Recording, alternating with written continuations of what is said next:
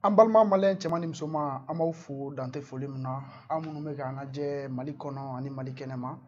an b'a fɔ a ye aw sɔgɔlen don kati 24 la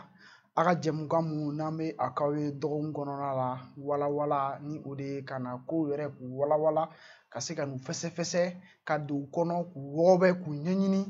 ko mun yɛrɛ kɛra pour que faso jama olu bɛ se ka bɔ kunnasiri yɛrɛ kɔnɔna la ka se ka information yɛrɛ sɔrɔ cogoya mun na en temps réel ko min bɛ ka kɛ Mali kɔnɔ ani Mali yɛrɛ kɛnɛma o hukumu kɔnɔna la an ka dɔgɔkun tɛmɛnen kɔnɔ le 15 mars dusumakasiba kɛra jamana in kɔnɔ a fɛn min ye an ka cɛfini tabaw ye olu ka relève montante ni a bɛ f'o ma maa min bɛ yen nɔ sisan ni fɛnkɛ bɛ ka kɛ o hukumu na bi maa welelen dɔ b'an bolo maa min b'an bolo ale tɛ maa dogolen Mali kɔnɔ ani Mali kɛnɛma donc an bɛna ɲininkali dɔw tɛnkun ale la donc an ka sujet filanan o y'a ye tuguni manifestation ba fɛnɛ labɛnnen don ni vendredi contre la présence des forces étrangères au Mali donc n'i ko ko forces étrangères i bɛ barikani k'o la bon MINUSMA yɛrɛ fɛnɛ bɛ se k'i yɛrɛ sɔrɔ a kɔnɔna la yɔrɔ dɔw la mais maa welelen m'an bolo an bɛna kuma d'ale ma a ka folikan di an lajɛbagaw ma Sidiki i ni ɲankuma. Kati 24 an bɛ a lajɛbagaw bɛɛ lajɛlen fo Mali kɔnɔ ani Mali kɔ kan ka ɲini ka cɛdenw ni muso minnu bɛ ka bolo ɲɔgɔn ma ka nin baara in kɛ an b'u bɛɛ lajɛlen fo a ye nin hakilina min ta an bɛ ala deli ala ka hakilina in fanga don a la hali bi ka ko jiri o n'o kan an b'a ɲini ala fɛ an bɛna da don babu min na ala ka anw nɛn sabati ni fɔta ɲuman ye minnu bɛ ka lamɛnni kɛ minnu bɛ ka lajɛli fɛnɛ kɛ an b'a ɲini ala fɛ ala fɛnɛ ka lamɛncogo ɲuman o nɔgɔw ye voilà merci. D'accord Sidiki an b'i fo dante foli mun na an bɛ furancɛ fanga kɔnɔna la n'u b'a fɔ a ma ko camancɛ fanga fɛnɛ Sidiki an y'a ye k'a fɔ nin transition in a ɲɛmɔgɔ o ye Surasi ye premier ministre an tɛ se k'a fɔ o ye Surasi ye mais vice président o ye Surasi ye CNT ɲɛmɔgɔ o ye Surasi ye donc an bɛ se k'a fɔ an bɛ Surasi fanga kɔnɔ cogoya dɔ la bon ka na ye k'a fɔ o bɛɛ faralen ɲɔgɔn kan an yɛrɛ tun bolo fɛnɛ ko IBK fɛnɛ gɛnna ko IBK gɛnkunba dɔ tun ye parce que an y'a ye an ni Faransi ka partenariat ani jamana dɔw ka partenariat an mago tun bɛ mun na an ma o sɔrɔ bon an nana ye an nana bila ni fanga in fɛnɛ kɔnɔ sisan bon an ma se k'a miiri k'a fɔ su min bɔra TSIT ko o su bɛ se ka bɔ 33 personnes o ka ca dɛ Sidiki donc an ma se k'o faamuya pour nous aujourd'hui o tun man ka kɛ quoi donc i ye kunnafonidila ye i ye leader ye i ye révolutionnaire ye yalima TSIT attaque e y'a ye cogo di o tuma maa minnu bɛ jamana in kunna bi olu de jɔlen t'u jɔyɔrɔ la wa ou bien an ka partenaires minnu bɛ yan fɛnɛ an ka partenaires ninnu parce que n'i ye Faransi lajɛ bi Barkhane opération Barkhane bɛ Mali kɔnɔ diɲɛ minɛn bɛɛ b'u bolo ils ont tous les équipements mais o bɛɛ kɔfɛ 33 personnes o bɛ taa faga o ka sɔrɔ olu ka avion kelen ma wuli ka intervention kɛ an ko ko o ye janfa ye ko dɔ b'o ko kɔrɔ donc Sidiki i ye ko in ye cogo di. Ayiwa n bɛ fo Cɛba i ye kuma daminɛ ni min ye peut-être an b'a daminɛ o kɔnɔ ka na i ka ɲininkali la. D'accord. O ye nɔgɔ foyi t'a la an bɛ fanga min kɔnɔ bi sɔrɔsi fanga don nka sɔrɔsi fanga min don kabi fanga binna min bɛ kɛ ka fanga ye kana taa se fo wagati min na a ko sabatira ko an bɛ nin fanga kɔnɔ ne faradama b'a fɔ maliyɛnw ɲɛna n ko CEDEAO ka fara Faransi ni jamana wɛrɛw u ka laɲini ye sɔrɔsiw de ka to an kunna a don n y'a fɔ mun fɛ n ko maliyɛnw aw ka jateminɛ kɛ aw jamakulu de bɔra k'a ɲini k'a fɔ ko fanga ka bila CEDEAO a bɛ n'a fɔ a ma bonya min da o jamakulu kan a y'o bonya de da sɔrɔsiw kan a lama dɔ ye mun ye c'est que wagati min ni fanga binna ni CEDEAO mɔgɔw tun bɛ na i b'a sɔrɔ a ka ca ala fɛ u b'a daminɛ sɔrɔsiw la u tɛmɛtɔ ni sibiliw bɛ ɲɔgɔn ye u faradama b'a ɲini nantanw ni natigiw ka sigi ka kuma donc ne ko yɔrɔ la a ye da la ko CEDEAO tɛna fanga di civil ma CEDEAO bɛna fanga di sɔrɔsiw de ma mun o b'o kɛ parce que n'i ye fanga di civil ma a ka ca ala fɛ civil bɔ ka di i bolo munna parce que ale ma fanga daraki a ka juru t'i la i ka juru t'a la a bɛ se ka n'a kɛra mɔgɔ sabatilen ye a bɛ se k'a ɲɛsin jamana ma k'a ɲɛsin jamana kɔnɔdenw ma nka dɔ la maa min ni ko b'a kɔ i bɛ se k'o tigi to fanga la et puis k'a tigilamɔgɔ bagabaga k'a yira la k'a fɔ kɛlɛ min filɛ i kelen tɛ se ne de bɛ se ka far'i kan ni ne ma far'i kan jamanadenw bɛ wuli nɔfɛ ni jamanadenw wuli nɔfɛ an bɛ sira di u ka se ka aw minɛ ka sababu kɛ a ye nin kɛ a ye nin kɛ a ye nin kɛ donc u ye a kanu maa minnu bɛ yen nɔ ni dankarilen don olu yɛrɛ la ka kɛ ni u ka waleya ye waleya min n'u ma se ka assumer parce que assumer ye jumɛn ye n b'a kɛ bi n b'a kɛ sini n b'a kɛ sinikɛnɛ ni min bɔra la n kun b'a kɔrɔ parce que u mana n'o sira ye Assimi Goïta ni Maliki Diaw ni Mamadu Wake ni Kamara ni u mana n'o sira ye quoi bon c'est comme si u nana sira min kan a labɛnnen don donc u mana yɛlɛma sira kan donc fanga dir'u ma o sira min kan u cor'o sira kelen de kɔnɔna na u ni jamana kɔnɔdenw tɛ u ni minnu kɛlen don ka marifa ta jamana kɔnɔ k'u kɔgɔ da jamana na u n'olu tɛ u ni dunan minnu b'an fɛ u n'olu tɛ mais u bolokun ni bɛɛ fɛnɛ don fana k'a sɔrɔ u ni maa si tɛ ka taa sɔrɔ u ni maa si tɛ u b'u kunfɛ walayi donc u bɛ ko yɛrɛ kunna u tɛ ko min sɔn u bɛ kɔ kunna u tɛ kɔ min sɔn kan dɔn n'o dun kɛra a jinɛjugu dɔw bɛ yen n'olu bɛ kari ɲɔgɔn na i bɛ tunu hali maa t'i tunu yɔrɔ dɔn walima a bamajugu dɔw bɛ yen nɔ n'olu wulila ɲɔgɔn na dɔ bɛ na ka kari ɲɔgɔn na a bɛ gɛlɛya donc u bɛ kɔ kunna u tɛ kɔ min sɔn kan dɔn n'u dala kɔ kunna u tɛ kɔ min sɔn kan dɔn u nana sɔrɔ jamana kɔnɔ kɛlɛ in dɔw de kan bɛ k'olu b'a dilan n'olu dɔw bɛ wele k'an dɛmɛbaga n'olu dɔw bɛ se ka wele k'an ka fanga tigilamɔgɔ mais u bɛ ka dilan sira min kan o sira kan jamana si ma se ka ni ɲɔgɔnna si kɛlɛ ban o sira kan olu ka sira ye jumɛn ye sira ye ko jugu dɔ ka ɲi ko jugu dɔ man ɲi o de kama ni mɔgɔ min ye Poutine ka lase dɔ lamɛn Poutine ko n'i ye terroriste n'o ye Rusiw ni hali Allemagne olu ka version ye o de ye kuma dɔ la terroriste ɲuman tɛ yen a juguman tɛ yen terroriste ye terroriste de ye m'a fɔ ma a bɛ kɛlɛ de mais Mali la u nana dɔw wele ko modéré ka dɔw wele ko extrémiste maintenant sisan u bɛ minnu wele ko extrémiste n'o damatɛmɛ tigilamɔgɔ ye a bɛ ye k'a fɔ ko olu ko k'u b'olu kɛrɛ u ko minnu bɛ yen nɔ ni olu ka ko madalen don ni sigi bɛ se ka kɛ n'olu ye et puis ko olu ni sigi ka fɔ ka kan jamana kan ka olu ladɔn mais sauf que laɲini min b'olu bolo o ye jamana tila laɲini de mais yaasa u bɛ se k'o jamana tila sɔrɔ f'u ka jamana ci de ni jamana cira wagati min na k'a yɛrɛkɛ c'est comme n'a fɔ n'an bɛ misi tila misi mana bonya cogo o cogo misiden kelen ne ko ko ne ka o misi tila i ni n cɛ tilacogo wɛrɛ foyi t'a la f'an ka misi in da k'a kan dɔ tigɛ de k'a sogo sarada donc o bɛ cogo min na ni jamana tila nana yɔrɔ o yɔrɔ a bɛ ci de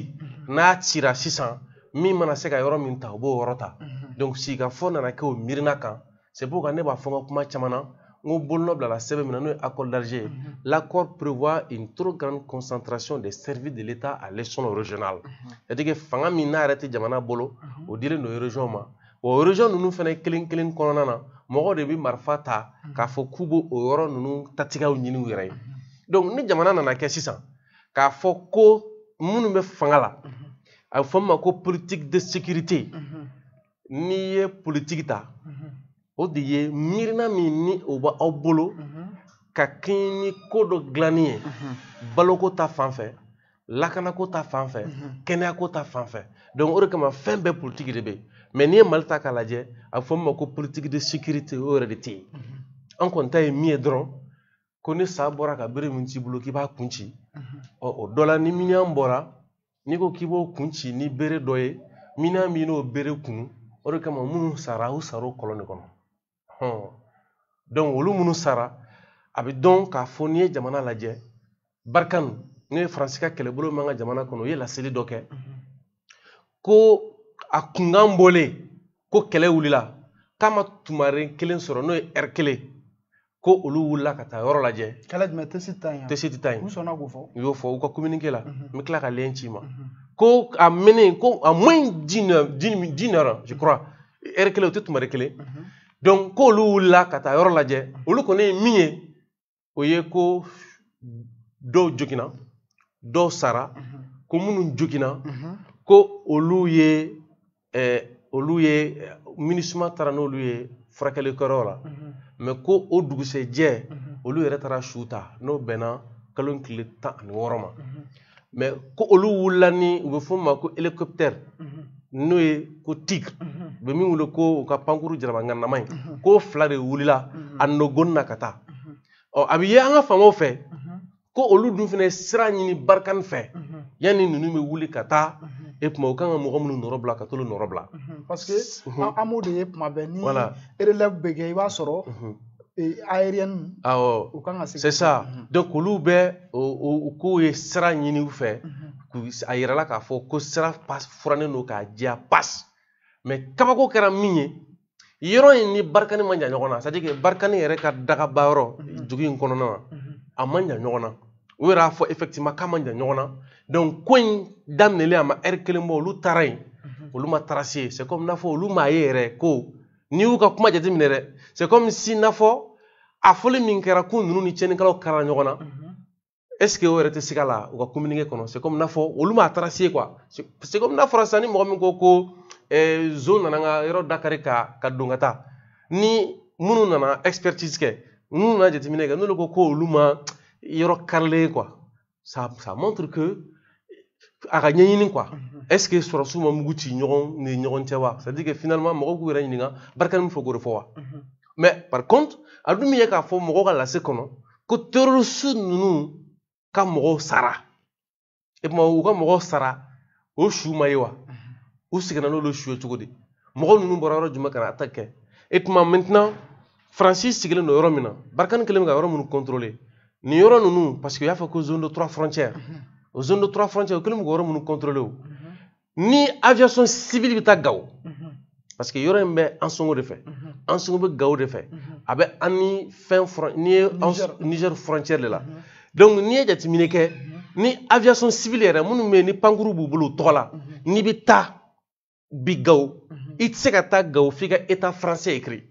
olu de b'a f'i ɲɛna i bɛ don wagati min na i bɛ bɔ wagati min na wa n'i bɛ don n'i ka pankuru ye i ka pankuru a tɛ se ka pan ka tɛmɛ wagati min kan olu de b'a bɛɛ ɲɛ f'i ɲɛna sinon n'i m'o f'i ɲɛna ko olu ka drone ni fɛnw bɛ u bɛ se k'olu kɛ o ye minnu bɛ ka sɛbɛ kɛ mais tiɲɛnikɛlaw ka moto bɛ don u ka mobiliw bɛ don olu bɛ se k'a dɔn parce que n'i ye k'a fɔ k'u ye tiɲɛni kɛ c'est que u ye kibaruya sɔrɔ k'a fɔ ko relève bɛna kɛ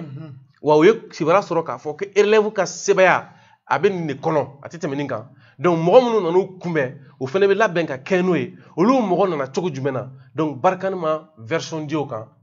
Mali yɛrɛ sɔrɔsiw fana ma version di o kan pour que mɔgɔ ka se k'a dɔn au juste mun de kɛra est-ce que u ye min kɛ bundi o de kɛra nin na wa finalement n'i ye maa min ye Faransi ka communiqué kalan k'a ye i bɛ ɲɛjiminɛ kɛ k'a fɔ ko a fɔli min kɛra qu'affrontement kɛra entre Fama et terroriste quelque part élément dɔ b'a jɛ min b'a jira k'a fɔ ko affrontement don fɔlɔ parce que n'olu ma tracer min b'a jira k'a fɔ ko y avait pas d'adversaire et puis mun de kɛra donc ça veut dire que an kan ka enquête kɛ an b'a ɲini Kati 24 n'a ka cɛdenw fɛ peut-être u ka enquête k'o la k'o ɲini ka d'an ma o de fana journaliste ka baara ye Siriki ko in ma nɔgɔn ok merci ko in ma nɔgɔn dɛ voilà donc o tun ye tesi ta ye an y'a ye k'a fɔ o attaque kɛra mais halisa c'est à dire mɔgɔw sigilen don ni mun ye n bɛ fɛ ka ɲininkali min k'i la sisan o de ye transition in kɔnɔna ye k'a fɔ ko président ye sɔrɔsi kɔrɔ ye vice président bɛ CNT président fana ye sɔrɔsi ye o bɛɛ kɔfɛ nin fana ka tila ka taa ka kɛ tugun bon a bɛ wulili la sisan ko Faransi ka kɛlɛ mais est ce que ɲɛmɔgɔ minnu bɛ yen sisan o ye olu ka fɛla ye wa. bon i b'a dɔn Mali kɔnɔ yan hadamaden fɛla o ni a fɛla tɛ a dɔ man di dɛ a dɔ man di quoi munna parce que dɔ bɛ sɔn fɛn dɔ la ko Kati 24 y'a kɛ ni ne y'a kɛ a b'a fɔ ko ayi Mali bɛ ten dɔ b'a f'i ɲɛna ko wa ye Faransi ka taa mais i b'a sɔrɔ ale bɛ fɛ peut-être karisa dɔ de k'a kɛlɛ kɛ quoi peut-être ale bɛ fɛ mɔgɔ de k'a kɛlɛ kɛ mais aw kana kɛlɛ kɛ quoi o bɛ Mali kɔnɔ yan dɔ bɛ fɛ Faransi ka taa mais ale ka jate la ale bɛ transition dɛmɛ mais Faransi tali ka d'a ye o nɔ kan ale bɛ Ala minɛ ka Faransi taliku voilà c'est yɔrɔ Mali an m'a kalama quoi n bɛ jamana in mɔgɔw dɔn dɔɔni c'est comme nafa kɔrɔko wagati dɔw ko k'olu t'a kɔrɔko la mais komi fanga bolonɔ bilala la n bɛ segin ka n'i ka question na quoi fanga min n'olu b'u yɛrɛ y'o kɔnɔ olu bɛ tugu accord kɔ quoi dɔw ko olu bɛ accord kɔ mais o tɛ révision constitutionnelle kɔ donc mara maliyɛn ka ko bɛ nin bise basa de kɔnɔ quoi donc c'est pour te dire que n'i ye maliyɛn fɛn fɛn ta a yɛrɛ sunkun na a b'a fɔ ko ale bɛ fɛ Faransi ka taa nka a bɛ gɔrɔnin dɔ bila bon o gɔrɔnin min bɛ bila an ka juguya kuma la dɔw ka kɔnɔ sukuleya dɔw ka fɛn yebaliya c'est à dire que ka fɛn faamubaliya de b'o kɔnɔna na quoi lama dɔ ye jumɛn kunun an tun bɛ conférence de presse la bɛɛ ni ko conférence de presse kɛyɔrɔ la ko ani dɔw sigira Gawo minnu ka laɲini ye sisan an ka ordre di fɛɛrɛ min bɛ se ka kɛ Faransi ka taa mais ko dɔw nana fɔ ko ni Faransi taara ko terroriste bɛna yɔrɔ minɛ ale k'u ma ko terroriste yɔrɔ minɛ san 1 ni kɔ o san 1 ni kɔ kɔnɔna na maa joli sara ko à peu près maa minnu sara o ye zon ni maa cɛnni dɔw ye cɛnni kɛ u minɛna u fagara o la quoi o banna maa 3 san 1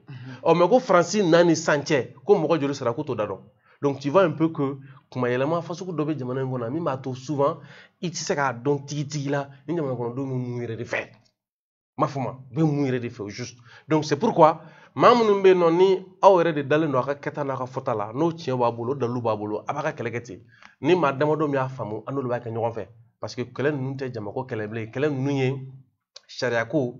kodɔnko o ni diɲɛ yɛrɛ sigilen don koba minnu kan olu ko kɛlɛ de sinon an bɛ don min na i ko bi si tu vois que sondage yɛrɛ kɛra Faransi population n'an ka population tɛ da ɲɔgɔn kɔrɔ yɛrɛ parce que olu bɛ à peu près 65 jusqu'à 70 millions d'habitants donc n'o moitié yɛrɛ ko Faransi ka taa ka bɔ yen an fana ka jamana kɔnɔ sondage ma k'an ɲɛna min bɛ se k'a jira n na k'a fɔ ko a bɛ cogo jumɛn na mais nous savons que an bɛ don min na i ko bi jamanaden fanba bɛ se k'a yɛrɛ ni kɛlɛ kɔnɔ hali n'u t'a kɛlɛ kɛcogo dɔn hali n'a sɔrɔ k'a fɔ i bɛ se k'a fɔ jamanaden fanba walima à 100% mais u bɛ gɔrɔnin dɔ bila o gɔrɔnin min bɛ bila mɔgɔ bɛ pɔri kunna k'i ka laɲini kɛ n'a donna ba la an bɛ se ka sira sɔrɔ mais maintenant est ce que faamaw fɛla ko don wa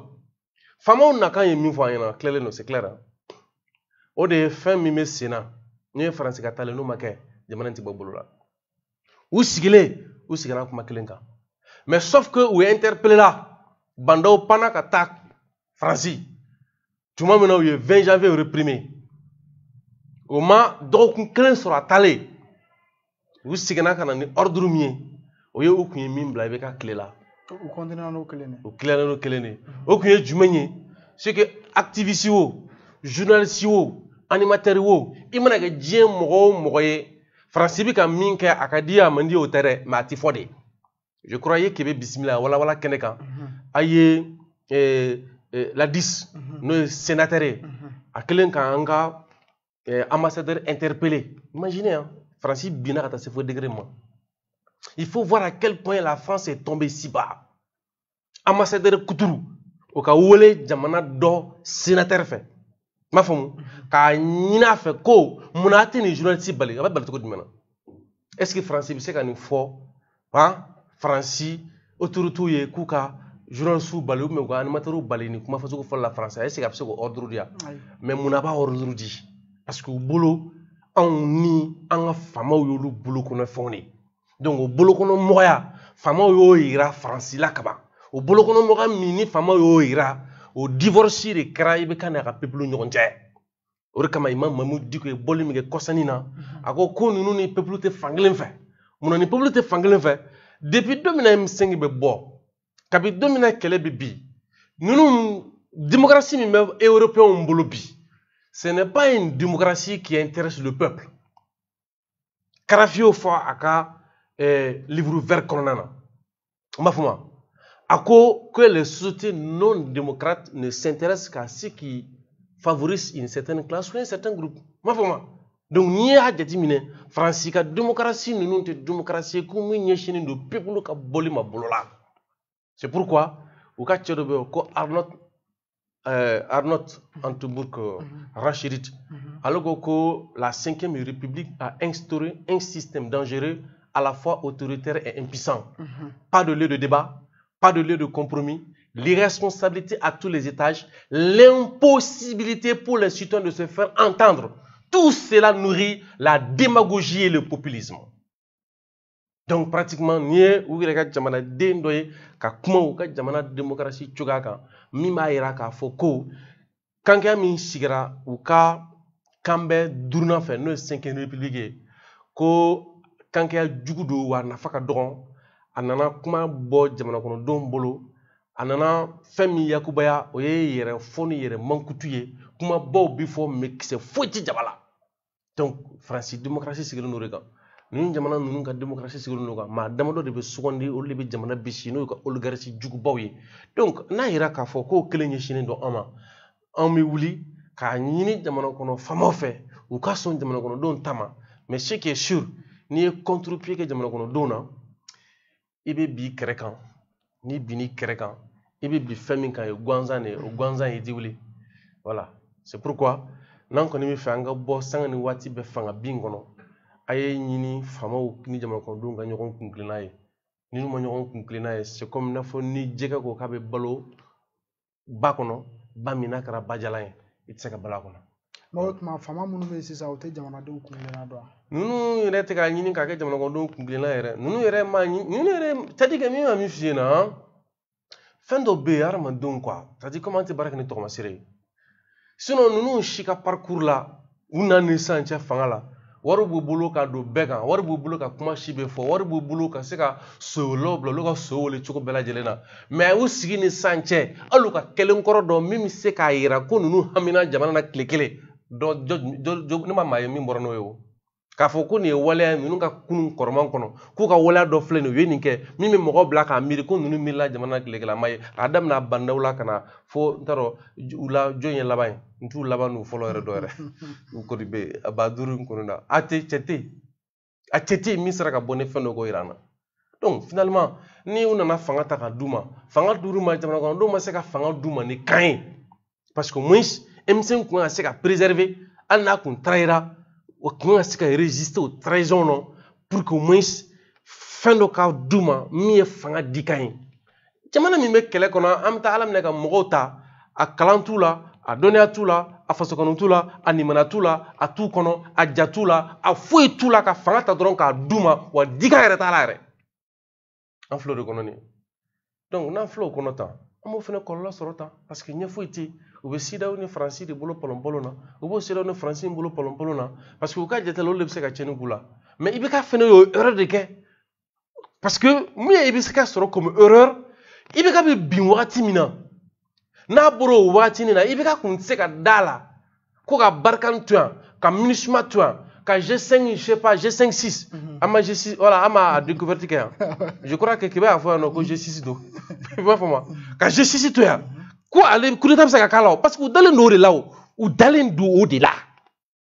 olu dalen tɛ a ala ko in na olu dalen tɛ jamanadenw ka fanga ko in na olu dalen tɛ ko ja politiki taaɲɛ de b'a tacogo de b'a la u dalen tɛ droit international la olu dalen tɛ hali jamana kɔnɔdenw ka daniya la olu dalen don min na dɔrɔn Faransi c'est pourquoi i bɛ ka sɔnna ko caman ma mais a bɔra kalama wagati min na k'a fɔ ko ja ale tun ye fer de lance c'est-à-dire que i t'a dɔn ko fer de lance de ye wa o y'a sɔrɔ c'était trop tard ni i ka peuple t'i lamɛn bilen i tɛ se ka kɛ biɲɛ min bɛ sɔgɔli kɛ koyi n'i kɛra biɲɛ min tɛ sɔgɔli kɛ ni i mago de ye sɔgɔli in ye i bɛ bɔ yen min bɛ sɔgɔli kɛ o bɛ na n'o fana émoussera u b'i bɔ yen min sɔgɔli kɛ o bɛ na donc c'est pour te dire que a bɛ fɔ ko coup d'état kɛra minnu fɛ o de tɛ Amadu y'a Sanogo n'a jɛw ye wa non olu ka coup d'état in u b'o de wele ko coup d'état direct n'o ye a nana ni marifa ka bɔ yen mais la France dans leur jeu de manipulation olu de bɛ coup d'état ninnu kɔfɛ parce que olu bɛ coup d'état indirect de kɛ o politique la han fɛnw ɲɛdɔnnen don koyi fɛn bɛɛ ni ala cɛ ne y'a fɔ fréquence 3 la mardi min ni a kun fɔra ko bɔli bɛ ko mardi fɔlɔ la le lundi prince m'a reçu n ko prince ma i bɛ ka tɛ tarata 4 a t'a sɔrɔ fanga la ça veut dire que i b'a jate minɛ a bɛ bi tarata min kɔnɔ komi fɔlɔ tɛ donc i b'a jate minɛ 2nan ni 3nan de kɔnɔ parce que 4nan sɔrɔ mais i bɛ ka binna cogo jumɛn na a kɛra bɛɛ ɲɛna donc c'est pour te dire que politique ye jeu de a bɛ ye a dɔnnen don jeu de damun de don mɔgɔ dɔw b'a dɔn an bɛ don min na ko bi n'u bɛ fɛ ka jamana in déstabiliser politiquement n b'a fɔ ma u bɛ jamana kɛlɛ u b'a kɛ kɔ ni ɲɛ t'a la finteni min na don n'o finteni donna a bɛna yanga transition mɔgɔw kan délai dɔ de b'u bolo o délai tɛna se ka respecter u b'a fɔ k'u k'u a repousser ka taa sɔrɔ voilà ka taa sɔrɔ u décrédibiliselen don jigiya foyi t'u kan bilen maa min ka fanga jigiya t'a kan bilen e kama ko k'a pousser donc c'est très simple c'est comme n'a fɔ kati sira kan mobili dɔ bɛ ka jigin sans frein dɔ bɛ ka yɛlɛn sans frein le choc est inévitable. ala ka ala tɛna kɛ ala ka foyi ɲini ala fɛ ala de b'a kɛ Ok, donc an bɛna sisan fɛn min ye camarade Ben le cerveau ye an y'a ye kɔsa in na ale ka minɛli kumaw fana fɔra donc i ka kuma dun kɔnɔ i y'a yira k'a fɔ ko Bana u bɛ tagali min kɛ Faransi ko instruction dɔw dira o tuma Ben minɛli fana bɛ o kow kɔnɔna la wa? E k'a lajɛ an ye bɔlibaw kɛ bɔlibaw kɔkɔrɔ donna ni mun ye u ma mariko tun bɛ assemblée kɔnɔ député tun don u ka kuma fɔli bɛ digi tubabuw la Musa Jara tun bɛ assemblée kɔnɔ ale yɛrɛ interpellation senfɛ a ye kuma caman fɔ parce que a tun bɛ commission kɔnɔ mun taara Kidal a ye min ye a bɔra ka n'o kuma fɔ Salifou Keita en tant que chanteur u ye kumaw fɔ a wagati Macron y'i to po k'a fɔ vraiment kumakan min n'a tun bɛ ka fɔ ni mɔgɔw tun bolo ko Kati 24 ninnu ni jɔn ninnu tun b'a fɔ a bɛ n'a fɔ i ko denmisɛnnin ko quoi c'est comme n'a fɔ ko in bɛ ka forme sɔrɔ quoi tubabukan na c'est comme n'a fɔ fɛn in a bɛ ka kɔkɔrɔ don quoi parce que sisan mɔgɔ wɛrɛ bɛ k'a fɔ ni a bɛ ye ko mɔgɔ bɛ ka dɔ bɛ ka fara jama kan quoi parce que dɔw bɛ ka fara fɔbagaw kan o po sigi min nɔ kan a ko sisan vraiment min don ale ka sɔrɔsiw tɛ se ka to Sahel kɔnɔ yan et que o kelen jamana kelen mɔgɔw ka bɔ k'olu ka fɛn fɔ min b'a yira ko olu de ye tiɲɛnikɛlaw ye donc ko sisan jamanakantigiw ka taa u fɛla fɔ a Faransi ko in na u ma po sigi daminɛ n'o de ye mais o po sigi kɔnɔna na u taara yira sisan ko bon n'a b'a la a b'a fɔ a b'a la wa a b'a la o dɔrɔn tɛ dɛ il faut vous assumer o kɔrɔ ye jumɛn ye a tɛ se k'a fɔ k'a b'a la ka tila k'a to kow ka to sen na minnu bɛ tali kɛ anw critique la instruction c'était global donc Faransi nana k'u ye communiqué conjoint min kɔnɔ ko Faransi tɛ se ka bɔ yen ko fo G5 Sahel jamana 5 o kantigiw bɛɛ lajɛlen k'u bolo bila la n'o o ye laseliw minnu kɛ ɲɔgɔn fɛ o tun ye pota ye bon maintenant o po min n'o ta kɛra a yira k'a fɔ ko élection min je crois a ka vidéo min bɛ yen c'était le 28 février o 28 février la weleli kɛra Faransi sénateur in fɛ n'o ye Ladisi k'a fɔ ko munna ambassadeur k'u ɲininka ko est-ce que ɲinini min ka bɛ ko ɲinini min n'a kɛra k'a fɔ ko aw kana sɔn nin kuma ninnu ka fɔ an ka jamana kɔnɔ est-ce que a bɛ ka baara kɛ a ɲɛ bi ne ma bon e k'a lajɛ n'a fɔra ko jamana nin b'o sigi kɔnɔna na nin bɛ ka fɔ jamana faamaw ɲɛna o nana kɛ sababu ye ala barika la IBK kɔni ma sɔn k'a fɔ ko a b'an réprimer cogo dɔ la mais an n'u bɛ bɛn a la n'an bɛ bɔ an bɛ peut-être France ambassade da a b'o to yen kuma dɔ la u b'a fɔ k'an ka monument to yen an ka taa bourse de travail da la caman bɛ k'aw yɛrɛ ɲɛna an bɛ ci tabaw kɛ donc o kɔni kɛra o kɛcogo la hali n'a sɔrɔ IBK ye ninnu ni fɛnw bɛɛ kɛ ka dangali ni fɛnw bɛɛ lajɛlen kɛ k'an kɛ terroriste ye a ye fɛn bɛɛ fɔ sa mais min nana ye kɔsannin na 20 janvier an ye lettre bila ka taa kabi kalo kelen parce que an b'a dɔn ninnu nalen min filɛ nin ye pour que k'u ka intention lajɛ jusqu'à la dernière minute on était sûr et certain que parce que min ma n'u ɲɔgɔn cɛ hey n'a bɛ bɔ a bɛ bɔ sɛbɛn min bɛ di an tɛ se k'a sɛbɛn c'est comme n'a fɔ M5 tun bɛ ka bɔli min kɛ gouverneur bɔra k'a fɔ k'ale ma ordre di mɔgɔ si ma effectivement gouverneur tɛ se ka bɔ ka ordre di mɔgɔ ma mɔgɔ min b'a fɔ ko fanga ka bɔ yen o faamunen don mais o m'u bali fɛnɛ o de kuma n'u ɲɔgɔn cɛ mun de nana kɛ CNT sigira fanga dira aw sɔrɔsiw ma instruction dira n'o ye 20 janvier bɔli senfɛ a balila parce que document bɛ n bolo min b'a yira k'a fɔ ko Élysée ye tabali gosi kan k'a fɔ ko mɔgɔw kana bɔ le 20 janvier mais o bɔlen kɔfɛ tugun le 24 février i m'a ye an ti ɲinɛ date ninnu kɔ mun na parce que a b'an nin kan le 24 février 2021 premier ministre tali min kɛ assemblée kɔnɔ o tali senfɛ Adama bɛɛ nana c'est comme n'a fɔ an tun bɛ min na i bɛ ka tile la Musa tun ye interpellé min kɛ Marigo ninnu tun bɛ min kɛ ka n'o kelen na bɔ tugun a donc min bɔra c'est comme si n'a fɔ o ye Faransi ka intérêt dɔ sɔsɔli ye quoi Faransi ka laɲini dɔ sɔsɔli don quoi donc il faut que bɛɛ ka minɛ k'a di justice ma o laɲini de kɛra premier ministre fɛ bureau u statut kan a yira k'a fɔ ko kuma kɔni gɛlɛyara bɛɛ ye kuma minnu fɔ parce que u y'a kɛ ko le 13 février de ko kuma min fɔra an ka meeting kɛnɛ kan Carrefour la ko kuma u y'o de ta mais ka taa sɔrɔ laɲini ye min ye la directive min bɔra Élysée kɔnɔ k'a fɔ ko a ti bɛn bilen Mali kɔnɔ yan aw Kati 24 a ka nin kuma fɔ a ka mɔgɔ sigi a ka plateau kan ka nin kuma fɔ k'o de banna donc jango CNT kono no ya assemblée kono biye donc o mimi sina ko fodi ka jo ben mi ne kumbe flani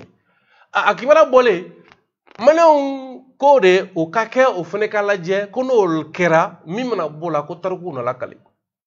je crois kuma blalen do kan flo oh an koni bien flo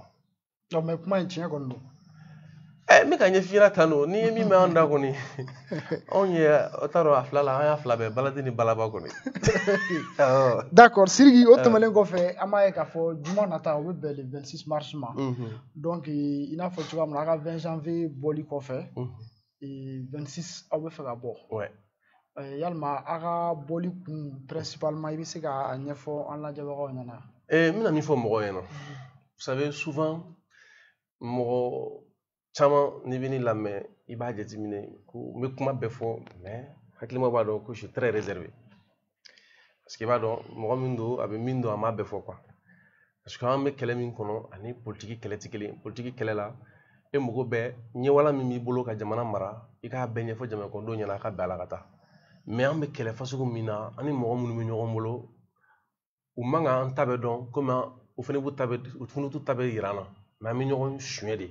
pour que an se ka seba soro nyogo kan o chugo mina kele nunu ni ya jetimine ke malien chama nga jetila ko français femba de mais mo munu kele lo ka jugo nyeshi malima les forces extérieures ennemies du Mali nyota le maillon faible c'est-à-dire que ka fega yoro mino français de an ga jeti kono quoi ka fega yoro mino français muna ka fega yoro mino français d'abord ni jamano minta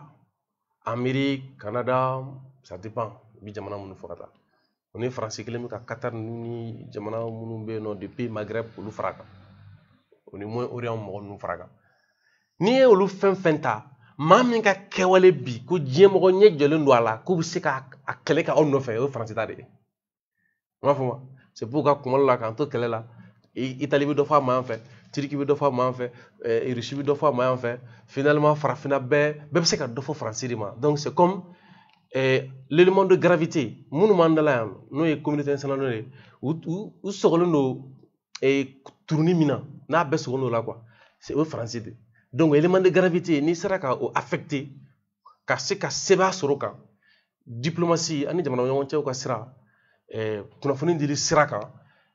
politique ba to dafa a se ka seba soro français ka facilement o de kamani français ta ko ke ciblé sinon amado français kelende c'est pourquoi do ba fo abi français kelen kele ni meta non va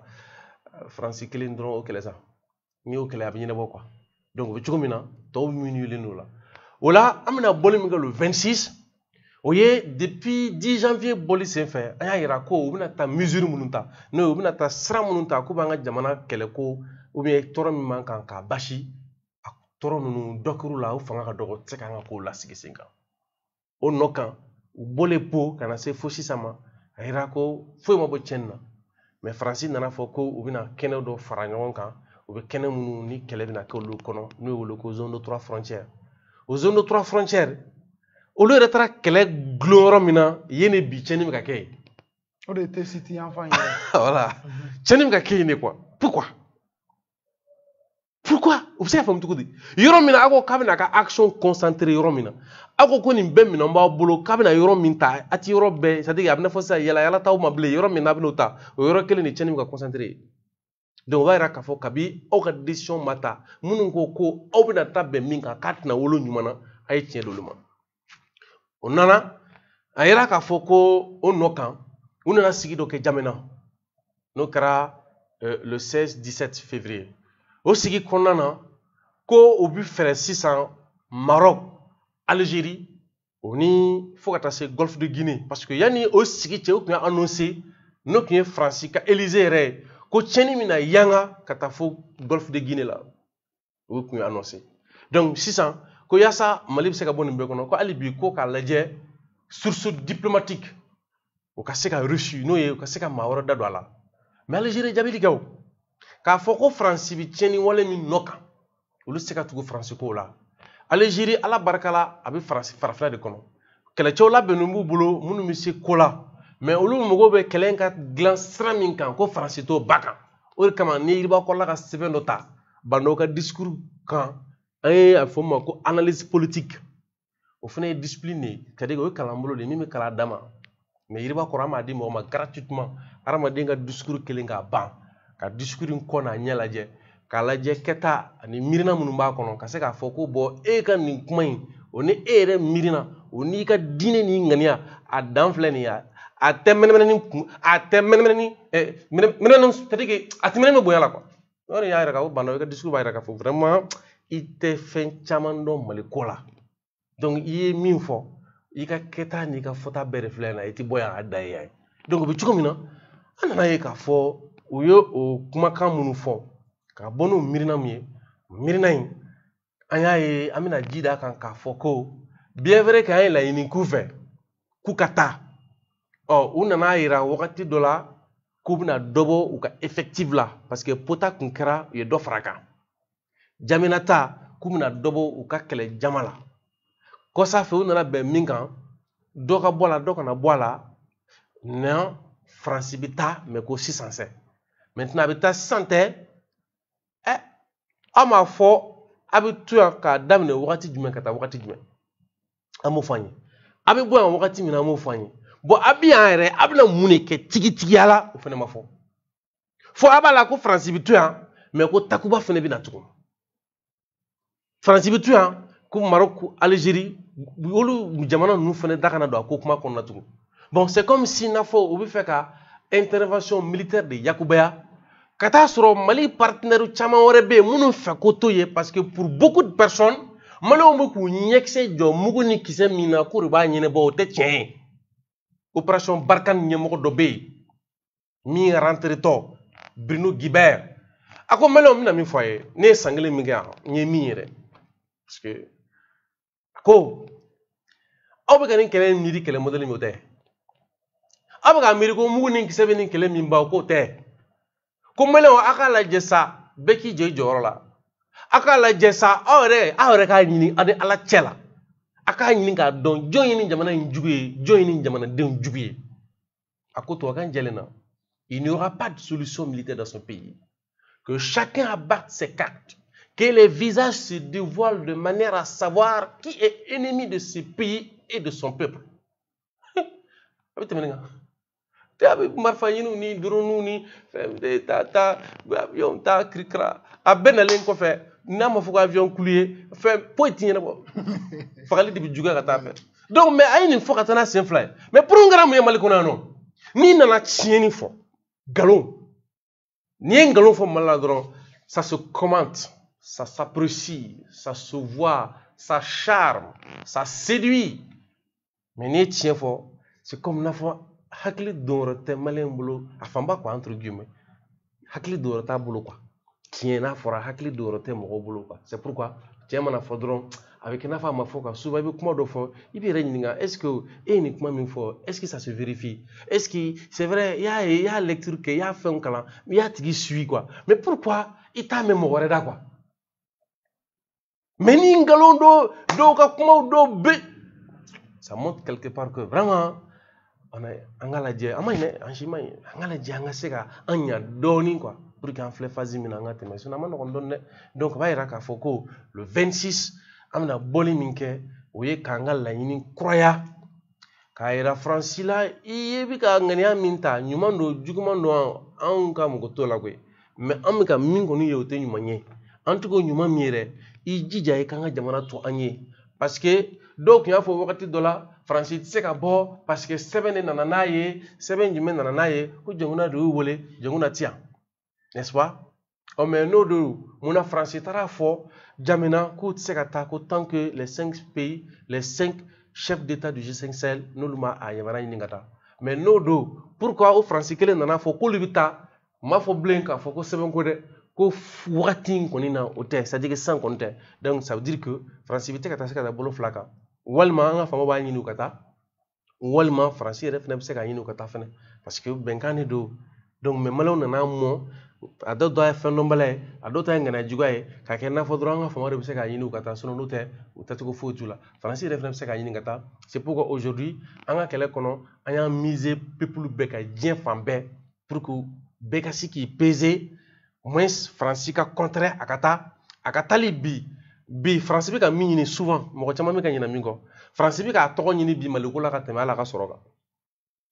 parce que moins fɛn fila de bɛ France bolo ka ɲini bi soit a b'a débɛrɛ dɛ a nana fɛn min nɔ kan a ka se k'a sɔrɔ walima n'a ma se k'a sɔrɔ a tatɔ a tɔgɔ ka se ka sauver c'est comme a tatɔ mɔgɔw bolo caman bolo ko France tatɔ bɛ se ka tiɲɛni kɛ non non non n'a ma ɲɛ ko France kɔni bɛ sɛgɛn bɔ Mali kɔnɔ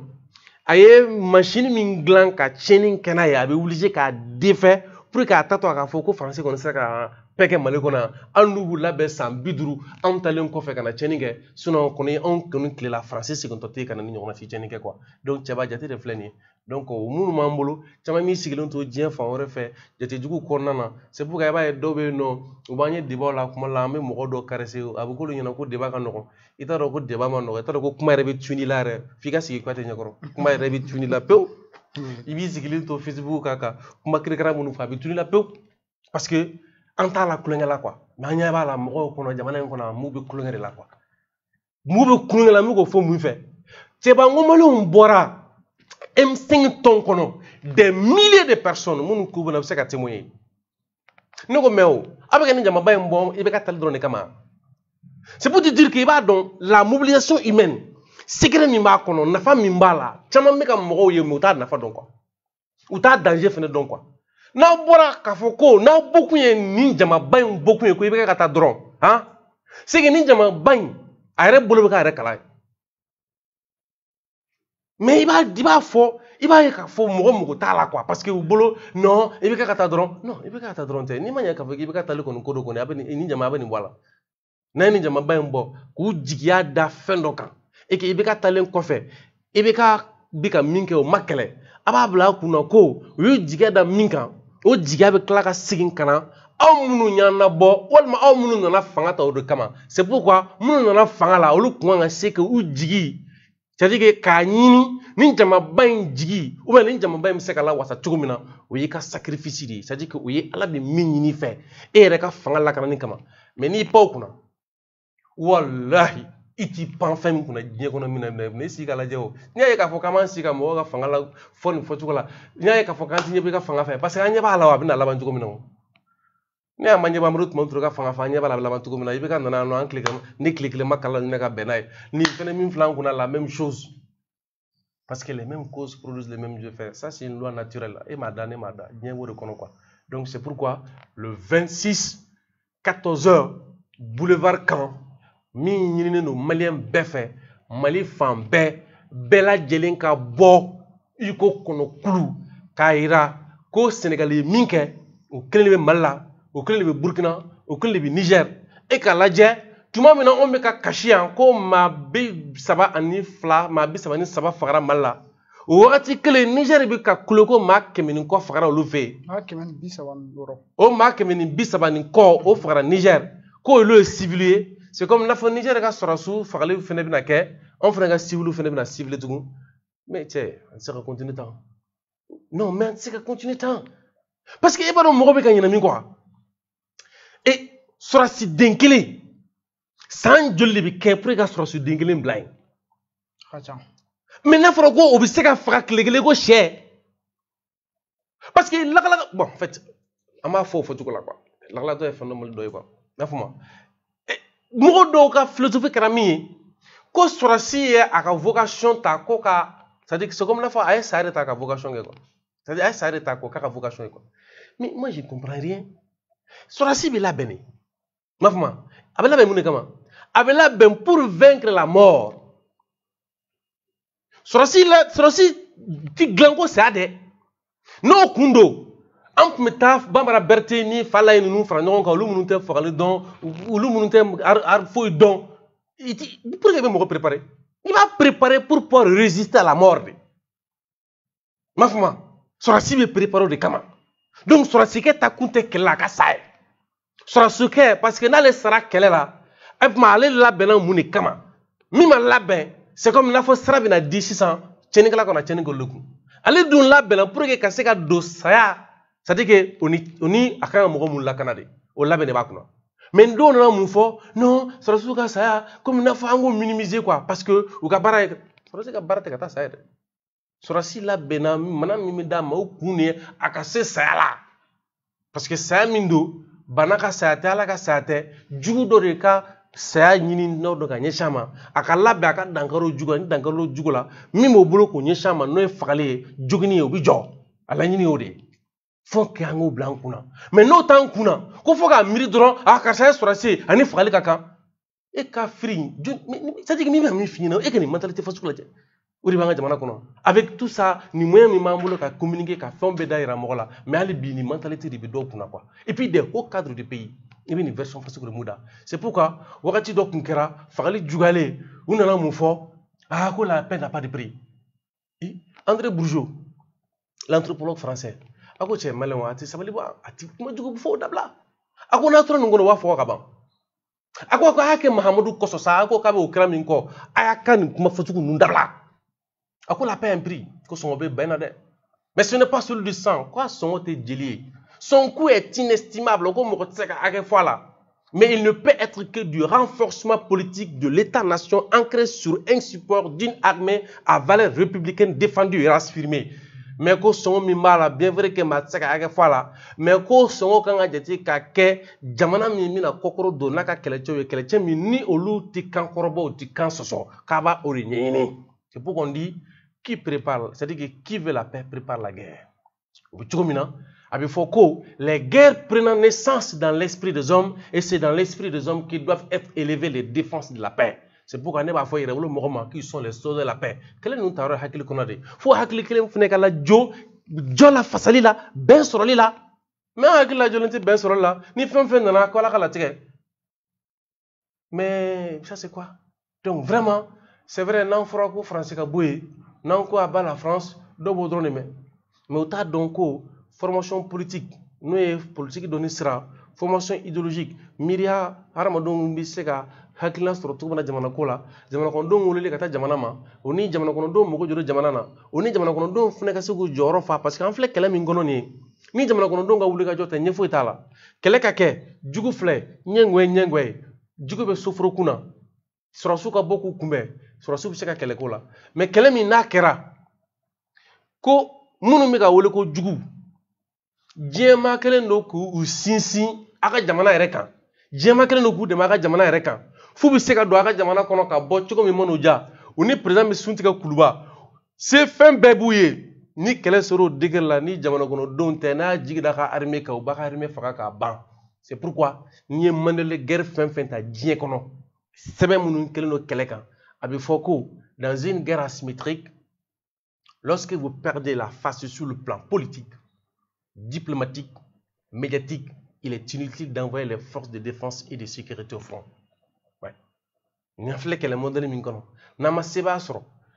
kunnafoni dili sira kan min bɛ jo di aw ma sebaa sɔrɔ ani jamana kɔnɔ ɲɔgɔn cɛ ko ɲɔgɔn na mɔgɔ ka se ka bonya da kan ka kotaw t'a la aw ma sebaa sɔrɔ politique sira kan a ka jamana kalifa don mɔgɔ minnu olu ka se k'u jɔ miirina minnu bɛ bɔ jamana kɔnɔdenw fɛ o ni min bɛ ye k'o tiɲɛ ka se k'o kɔkɔrɔ don politique sira fɛ ko n'a m'o baara kɛ n'a y'aw jigi da a ka sɔrɔsiw kan k'u bila ka taa kɛlɛ daga kɔnɔna na k'u b'u kɛ jufa de jufa bi jufa kɔrɔ dɔn nin yɔrɔ la jufa kɔrɔ bɔ nin yɔrɔ la maa min sara gansan ala kana an ta ko ye voilà jufa o de d'accord donc Sidiki an bɛna mun na sisan kumakuncɛ kuma la i bɛ se ka welekan jumɛn da a ka manifestation min nɔ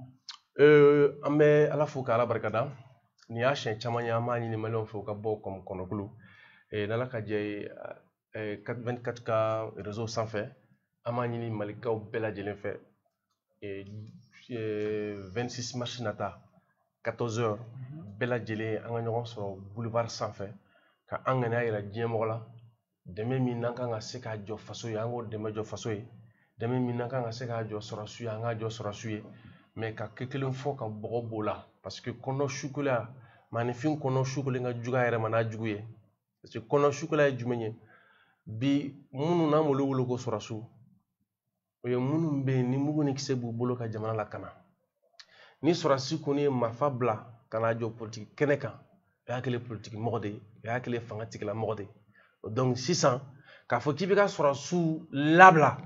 ko parce que ko sɔrɔsiw dɔ de bɛ fanga la sɔrɔsiw min bɛ fanga la u ni i bɛ ka ninnu ni Alpha Umaru Konare ninnu ni Cɛwolɛ a bɛɛ kɛra kelen san olu tɛ armée dɛ ay ka fo ko bi te duru konti ko luka armée bandaw Hashimi Koita Maliki Diaw Taro Kamara ni Murbo non ça c'est pas l'armée hein. Donc confusion bari Mali ko ne o débat langolombo de groupe 120 ni ko armée dron do wolu duru de pendant que do be kumogolon kono kumoni minogola munum bembi u dimina no lunu re koroka sababu ke ak mom cela gela mi manga ba don sisa on nana o gela kele mbo karatu koti donc fo jamana kono do ne ka wuli ka ninkura do kola mim se ke sababu ye France fene ka se ka mbuyati parce que baro muna farafinte buya surtout kengena malien la c'est à dire que aka kekuya ou bien aka ko propre ni kew munu salo kunun kara sababu ye na e kele o kele damina ta laban quoi bon mali fene ko nano ni kara kele ka fo kita bla fene mala rebe dimi bulu parce que on ga ko be sangala kunu ne quoi ko sani na wula ka akorke ke sangay wula ka vicher ko ke sangay wula 600 fagali min fene kelen flene tugu ubina kule damina la sécurité ke sangay ni sanga tarabo be donc jena teke toye le 26 ou katanga match ban au match no je crois que 26 ko fait mano rek nga doni fembi na nyamale ko la be ni fent na nyamale ko la amo fina ka bokuma na yere foki wala mando anna soronga mo chara ku je merci OK merci beaucoup Sidiki Kouyaté donc am balma malé am bela jale fo ama faye am wala kono anga ma wolele o kuye Sidiki Kouyaté donc am mara chiyam ga bisa o de e anga chefini tabaw bingal walim tara ku segere e tisit marala ani o fene ko fe tukuni manifestation bam la fene la banen juma don donc anya ndado o ko fene la donc amunu kumbe ga naje ama bela jale fo j'espère que ay family chaman soro ni jamuga na haketo ba kan wa salam